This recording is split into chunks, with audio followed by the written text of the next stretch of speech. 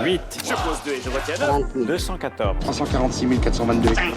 300. Bonjour, c'est Charlotte Baris. Bienvenue dans La Loupe, le podcast quotidien de l'Express. Aujourd'hui, on zoome sur un chiffre. 18. 18, c'est le nombre d'ambassades et de consulats qu'un certain pays a perdu en moins de 10 ans. Un nombre conséquent qui marque un vrai recul diplomatique.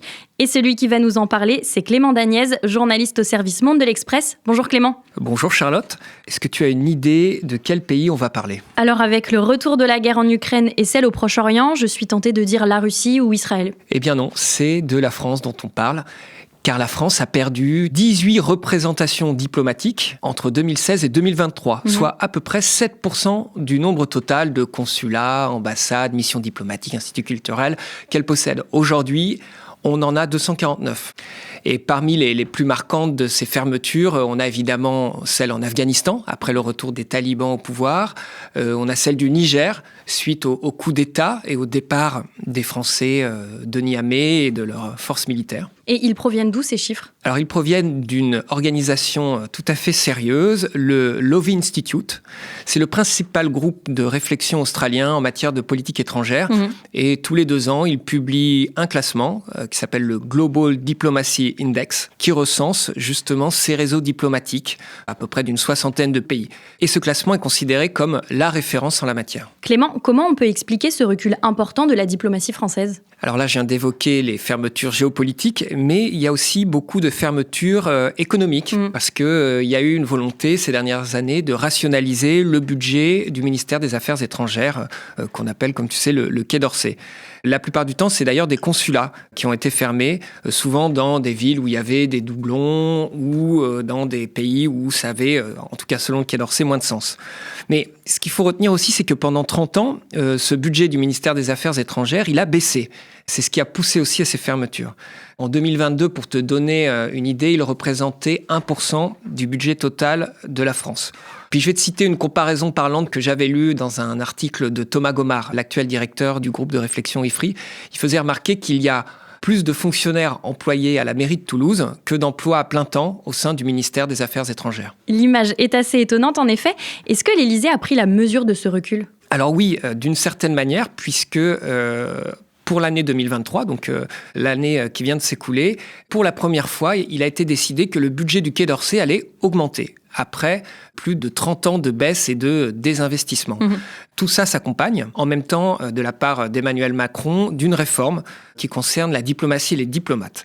On le sait, on l'a parfois évoqué d'ailleurs dans les pages de l'Express, le président Macron n'aime pas trop les diplomates. Il les trouve un peu ronflants, un peu encombrants, et comme il aime bien, pour caricaturer, tout diriger avec sa cellule diplomatique restreinte à l'Élysée, il les consulte finalement assez peu. Le Quai d'Orsay a été particulièrement marginalisé sous la présidence Macron. Et donc, en quoi consiste la réforme qu'Emmanuel Macron veut mettre en place ? Alors, c'est une réforme importante et en plus assez mal vécue, même s'il y a cette augmentation des budgets. Il veut tout simplement supprimer les corps les plus prestigieux du ministère, les corps spécialisés. Il veut les remplacer par un corps d'administrateurs de l'État qui serait commun à différents grands ministères.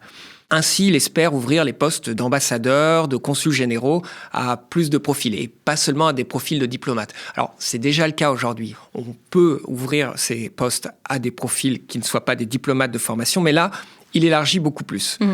Ça, évidemment, les diplomates le prennent très mal. Ils ont l'impression que le président n'a pas pris la mesure de la spécificité et de l'importance de leur mission, de la connaissance, de la préparation qu'il faut pour aller représenter la France dans une mission diplomatique, consulat, ambassade à l'étranger. Clément, on a compris les raisons du recul de la diplomatie française, mais pour bien se rendre compte de l'ampleur, je pense qu'on a besoin d'éléments de comparaison. Comment la France est-elle classée par rapport aux autres puissances mondiales ? Eh bien, le constat est pas très réjouissant parce qu'en 2021, la France était encore le 3e réseau diplomatique mondial, derrière la Chine et les États-Unis. Mais 2 ans plus tard, ce qu'on constate, c'est qu'elle se retrouve aujourd'hui 5e. Elle s'est fait dépasser par le Japon, qui a 251 représentations diplomatiques, et aussi par la Turquie, Alors que le nombre de représentations françaises baissait, Ankara, de son côté, s'est vraiment donné les moyens de développer son réseau diplomatique. Ils ont ouvert ainsi 26 représentations entre 2016 et 2023, soit une augmentation de 12%. Et qu'en est-il de la Russie ou d'Israël qu'on évoquait au début de ce podcast ? Alors c'est intéressant parce que quand on parle de l'influence russe à l'étranger, on parle souvent en ce moment de Wagner, même si on voit que ce groupe de mercenaires est en pleine mutation, des partenariats économiques en Afrique où la France perd du terrain. Mais en fait, sur le plan diplomatique, la Russie recule aussi. Elle a perdu une quinzaine de représentations en 7 ans et elle a été rétrogradée de la 4e à la 6e place. Alors concernant Israël, le nombre en revanche est resté assez stable. On est à peu près à une centaine de représentations dans le monde, mais ça reste faible par rapport à d'autres pays. L'État hébreu pointe seulement à la 34e place, mais on sait aussi qu'il y a la question de la reconnaissance de l'État d'Israël par beaucoup de nations arabes. Est-ce que ces évolutions de la présence diplomatique à l'étranger, elles reflètent vraiment la capacité d'influence d'un pays ? Alors, c'est évidemment un peu plus compliqué que ça. Il y a d'autres facteurs qui entrent en compte, comme tu sais, la puissance militaire, les alliances géopolitiques, c'est quand même quelque chose. Quand on est la France, parce qu'on est dans l'UE, dans l'OTAN, etc., les échanges économiques, culturels, la Chine est au premier rang de ce classement du Lowy Institute, devant les États-Unis. Mais ça ne veut pas dire que les Chinois, aujourd'hui, sont beaucoup plus influents que les Américains. Mais tout ça veut dire, en revanche, qu'ils se donnent les moyens, à long terme, d'accroître leur puissance diplomatique sur la scène internationale. Et ça, quand même, ça devrait nous interpeller. Les raisons du recul diplomatique de la France, expliquées par Clément Dagnès, journaliste au service Monde de l'Express.